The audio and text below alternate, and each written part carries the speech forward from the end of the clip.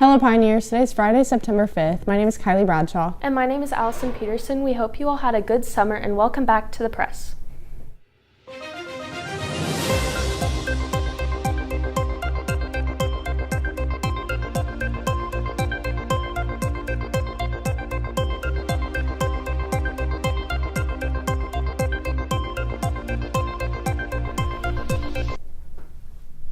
We would like to begin our show today with a tragic story that took place last Wednesday.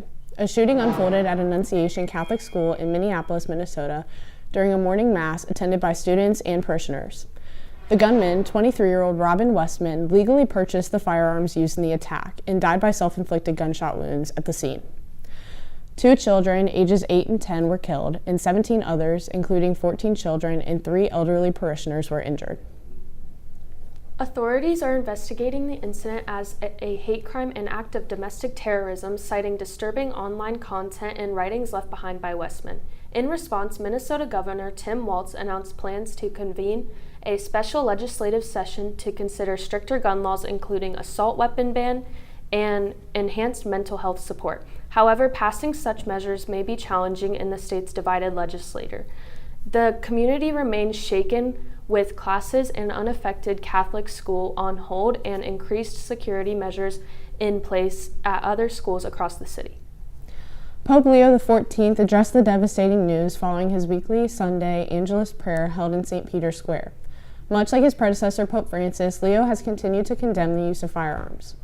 On Sunday, he told the crowd gathered in St. Peter's Square, quote, "Let us plead to God to stop the pandemic of arms, large and small, which infects on our world," end quote. He also offered up prayer and encouraged others to do the same for the families who were impacted by the tragedy. On Wednesday, Vice President Vance and his wife Usha made a visit to the school and paid respects to the affected families.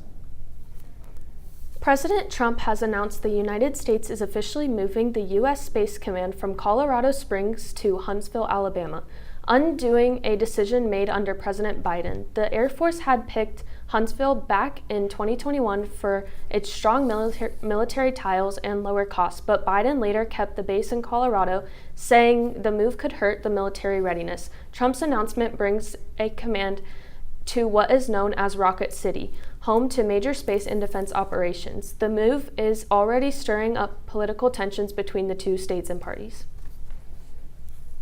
With political redistricting lines being a hot-button issue in states such as Texas and California, the Juice's very own Anika decided to take a deeper look into the effects this could play on congressional seats in the House of Representatives. Anika? World for quite some time. It involves the manipulation of certain electoral boundaries in states with the goal of favoring one party or class over the other. Recently, both Texas and California have engaged in major efforts to shift their electoral lines ahead of the 2026 midterm elections. It was made in reference to the vote taken on Thursday, August 21st, to redraw the California congressional maps. This vote was done with the goal of matching Texas's recent redistricting measure that would create 5 more congressional seats for the state. Currently, the House of Representatives sits on a tipping point, but it is unclear which way it'll lean. That's all for today, Pioneers. Now, back to the desk. Thanks, Katch. Tragedy struck eastern Afghanistan on Sunday, where a powerful 6.0 magnitude earthquake had claimed the lives of over 1,400 people, left more than 3,100 injured. The quake flattened entire villages in remote mountains regions, and the second tremor just days later has only added to the devastation. With limited access to medical care and political hurdles slowing international aid, rescue crews are racing against time to reach survivors. The Taliban is now calling for global assistance as the full scale of disaster continues to unfold. Congress is back in session this week, but the threat of a government shutdown is still hanging over Washington.